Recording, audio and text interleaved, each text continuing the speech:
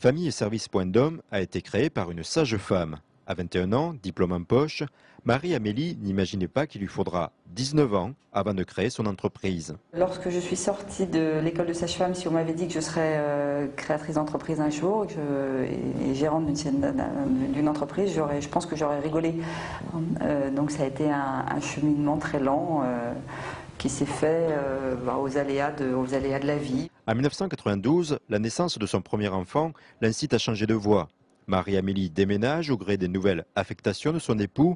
Après un bilan de compétences, elle cumule des expériences liées au management. Ça a commencé avec les postes de direction de crèche par tout l'aspect encadrement et gestion animation d'une équipe.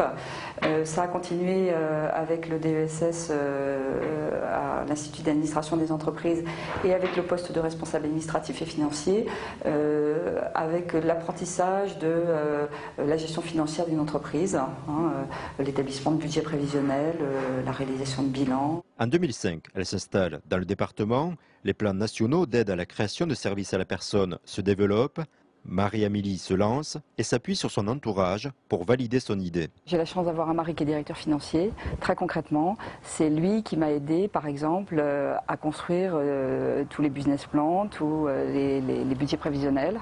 Très concrètement, il y avait dans mon entourage familial et dans mon entourage amical des personnes qui ont créé des entreprises en même temps que la mienne, et avec qui nous avons cheminé ensemble sur toutes ces questions-là.